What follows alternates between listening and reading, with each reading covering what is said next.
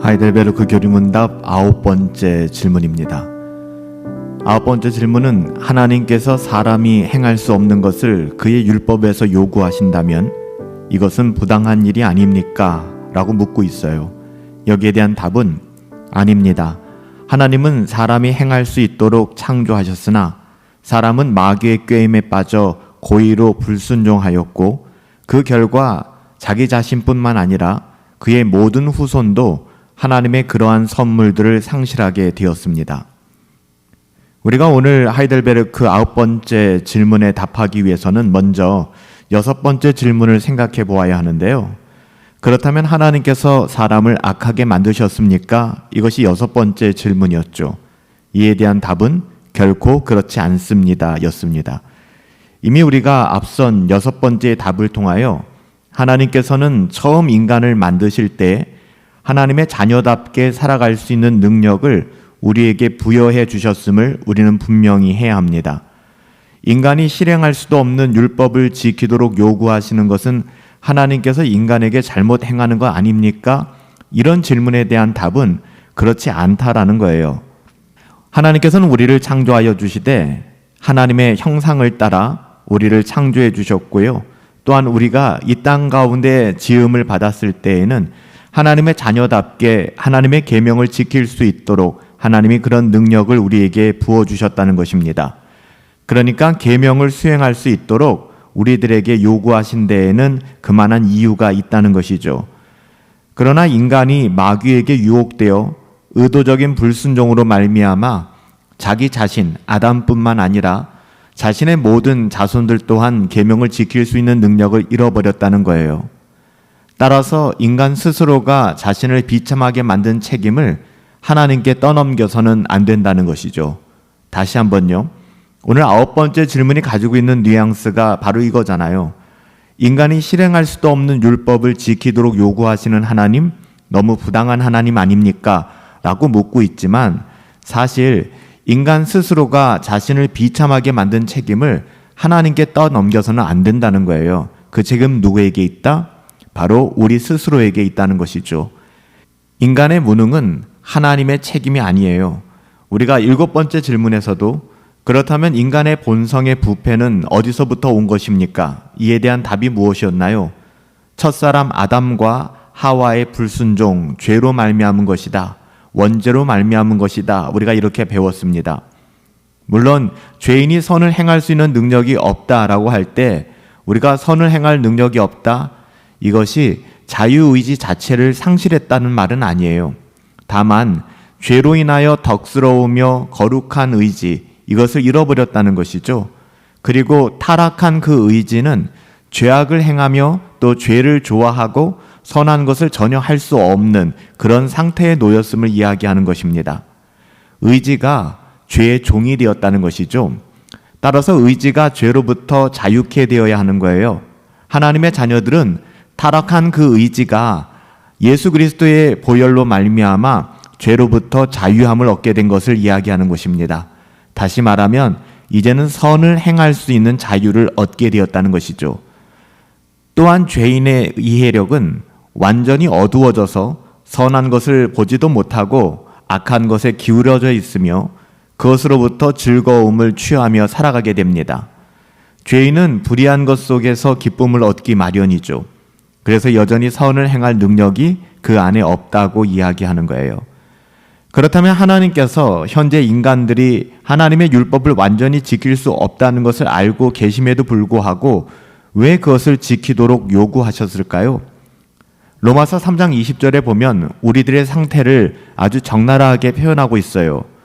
그러므로 율법의 행위로 하나님 앞에서 의롭다 하심을 얻을 육체가 있다? 아니 없다라고 분명히 못 받고 있습니다. 율법으로는 무엇을 한다고요? 율법으로는 죄를 깨달음이니라. 인간이, 우리 사람이 하나님의 율법을 완전히 지킬 수 없다는 것 성경이 분명히 하고 있음에도 불구하고 그것을 요구하시는 이유가 무엇일까?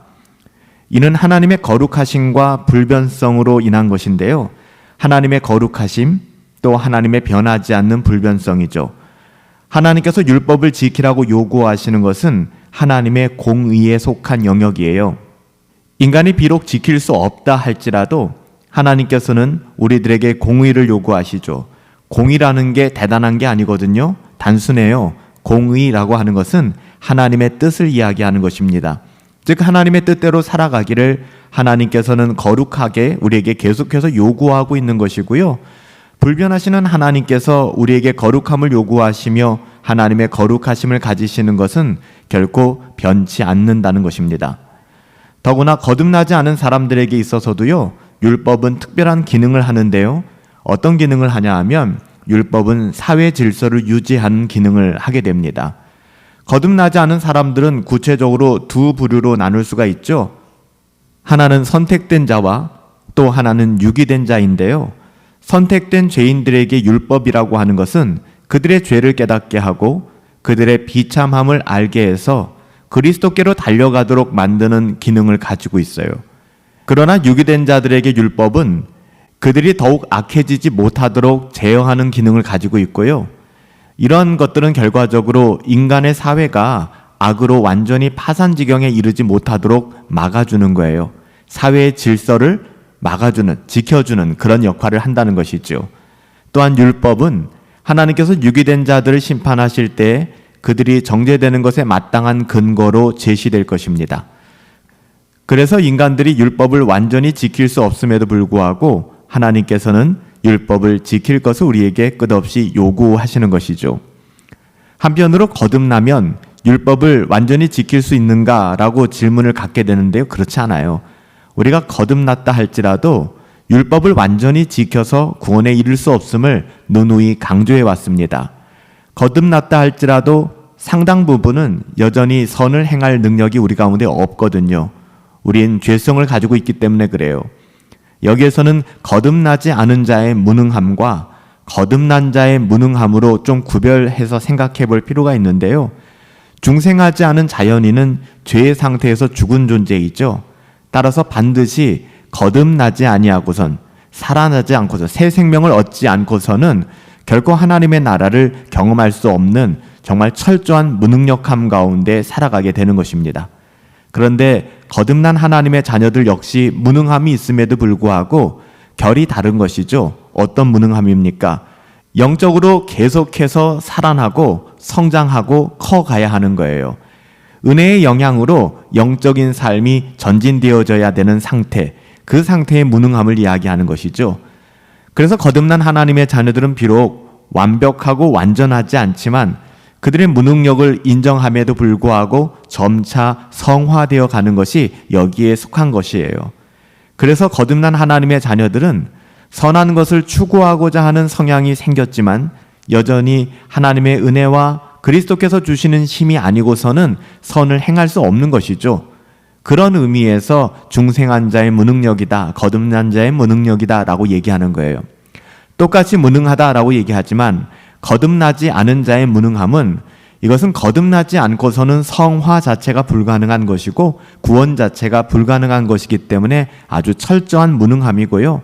거듭난 자의 무능이라고 하는 것은 성령 하나님의 역사가 없이는, 주의 도우심이 없이는 우리가 살아갈 수 없다는 의미에서의 무능함을 이야기하는 것입니다. 그러니까 거듭난 자는 항상 하나님의 은혜의 영향 아래서 선을 행할 수 있음을 이야기하는 것이죠. 오늘 9번째 질문은 하나님께서 사람이 행할 수 없는 그 율법을 왜 우리들에게 요구하시는가? 만약에 그 율법을 우리들에게 계속해서 요구하신다면 이것은 부당한 일이 아닌가라고 물었는데요. 여기에 대한 답은 당연히 절대 그렇지 않다는 것입니다. 하나님은 사람이 행할 수 있도록 창조하셨다는 거예요. 하지만 사람은 마귀의 유혹과 꾀임에 빠져 고의로 자기의 의지로 불순종하였고 그 결과 자기 자신뿐만 아니라 그의 모든 후손도 하나님의 그러한 선물들을 상실하게 만들었습니다. 아담의 타락으로 말미암아 온 인류가 타락하게 된 것, 바로 그것을 이야기하는 것이죠. 사랑하는 성도 여러분, 하나님께서 왜 우리에게 율법을 요구하실까요? 율법을 지켜 구원에 이르게 함이 아닙니다. 하나님의 뜻을 우리에게 밝혀주는 율법을 통하여 더욱더 경건을 추구하고 거룩한 삶을 살아가라 하는 것이죠. 더불어 불신자들에게도 율법은 어떤 기능을 한다고요? 사회의 질서를 지키며 악이 만연한 것을 제어할 수 있는 그런 기능을 담당한다는 거예요. 하나님의 말씀의 의미가 무엇인지, 율법의 가치가 무엇인지를 깊이 깨닫고 알아갈 수 있는 저와 여러분들 되시기를 예수님의 이름으로 축복합니다.